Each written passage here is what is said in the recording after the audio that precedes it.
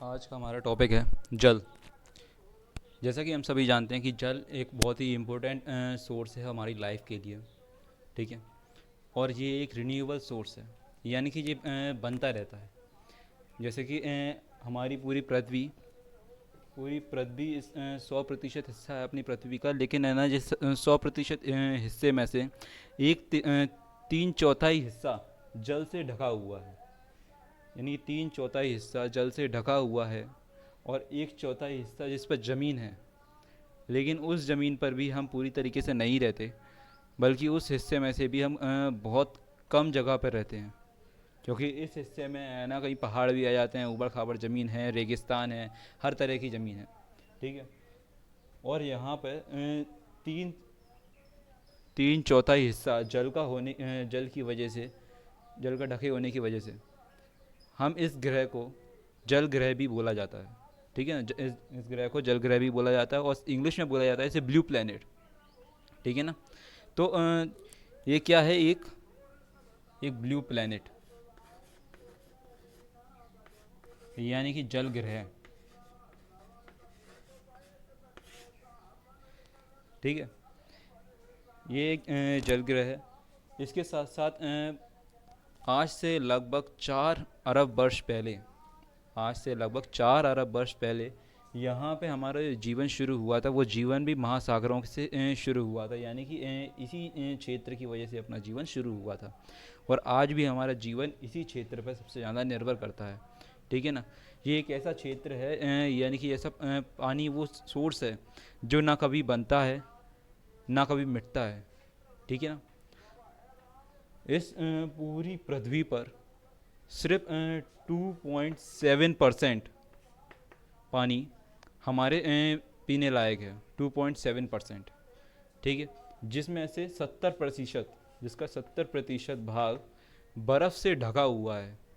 यानी कि जैसे अपन ग्लेशियर वगैरह ले लेते हैं, हिम महाद्वीप आ गए, ये सारी चीज़ें ले लें तो ग्रीनलैंड वगैरह में जो बर्फ़ से ढके हुए पहाड़ हैं, ये क्या है, ये 70% हिस्सा जल का, लवणीय जल का, यानी कि जो नमकीन नहीं है, पानी खारा नहीं है, उसका 70% हिस्सा बर्फ़ से ढका हुआ है। और बाकी का 1% हिस्सा इसका वो हमारे लिए अभी उपलब्ध है। ठीक है। जो हम बोर से, कुएं से, ठीक है ना, इस तरीके से अपन ज़मीन से निकालते हैं। और इसमें एक और चीज़ समझने वाली बात ये है कि जल है, ये जल कभी बनता बिगड़ता क्यों नहीं है।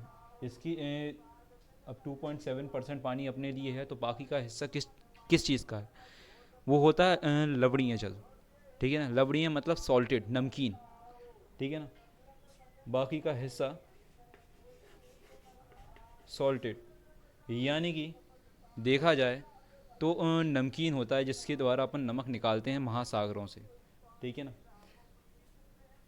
तो अभी तक इतनी चीज़ें समझ में आ गई होंगी। अब अगली चीज़ है इसका जल चक्र समझना।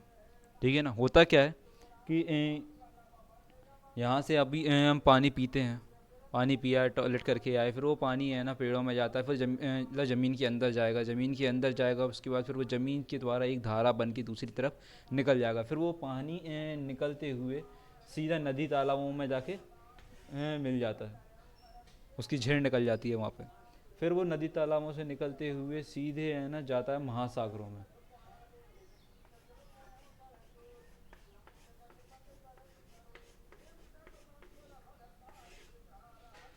कुल मिला के जितना भी पानी है वो पूरा का पूरा पानी महासागरों में ही जाता है।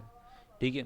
और फिर महासागर से है ना यहाँ से बाष्प बनकर यानी कि भाप बनकर जो फिर आसमान में आता है, आकाश से फिर वायुमंडल के द्वारा होते हुए फिर से बारिश होती है इधर से।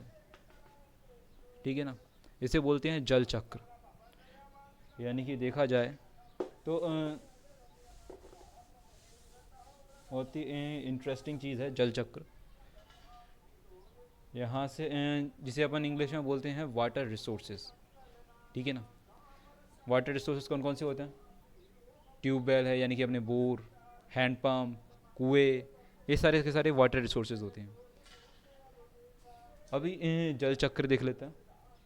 मैंने आपको समझाया था कि जल चक्र में क्या होता है कि है ना, जो पानी होता है वो दो तरीके से हमारी पृथ्वी पर मिलता है। ठीक है, पहला वायुमंडल में, दूसरा भूपृष्ठ पर, यानी कि ज़मीन के ऊपर और ज़मीन पर। ठीक है, अब ज़मीन पर कैसे, कि जैसे अपन ने पानी पिया, ये अपन है, यहाँ से अपन ने पानी से ज़मीन पर डाल दिया, ये पानी ज़मीन पर गया। अब क्या होगा, यहाँ से ये पानी है ना बहते हुए इधर झिन निकलती हुई इधर सीधे नदी में आके मिल गई। अब नदी से वो सारा का सारा पानी जाएगा कहाँ पे, महासागर में। ठीक है ना, महासागर से वो पानी वाष्प बनकर, यानी कि वेपर होकर आएगा सीधा दोबारा इसी के ऊपर वायुमंडल पे, और वे यहीं से पानी बरसना शुरू हो जाएगा। फिर से ये सर्कल ऐसे ही चलता रहेगा। इसे बोलते हैं जल चक्र, जो पानी कभी ख़त्म नहीं होता। ठीक है ना, इस तरीके से जल चक्र चलता रहता है। लेकिन इसका मतलब ये नहीं है कि हम पानी को जितना चाहें उतना वेस्ट करते रहें, हमें पानी को बचाना भी चाहिए। ठीक है ना, तो होता क्या है कि अपने इस जल चक्र में पानी अपना टोटल है 1% हिस्सा है, 1% हिस्सा पानी का जो अपने पीने लायक होता है। ठीक है ना, बाकी हिस्सा अपन नहीं पी सकते। तो ये चीज़ें समझ में आ गई होंगी, आई होप। ठीक है, तो अगली चीज़ पे आगे बढ़ते हैं। अपनी पृथ्वी पर देख लेते हैं ज़रा इधर। अब यहाँ पे 3/4 हिस्सा होने के बाद, यानी कि 3/4 हिस्सा जल से ढका है और एक पर ज़मीन है अपनी। इस ज़मीन पर भी हमने पहली वीडियो में बताया था कि किस तरीके से हम भूमि पर रहते हैं। ठीक है, और अगर किसी ने वो वीडियो नहीं देखी हो तो पीछे प्लीज़ डिस्क्रिप्शन में जाके है ना एक बार वो वीडियो देख लें, जिसमें मैंने भूमि के बारे में डिस्क्राइब किया हो। और आपको अगर ये वीडियो अच्छी लगी हो तो वीडियो को लाइक करें, चैनल को सब्सक्राइब करें। आने वाली वीडियोज़ में मैं आगे की डिटेल बताता रहूँगा।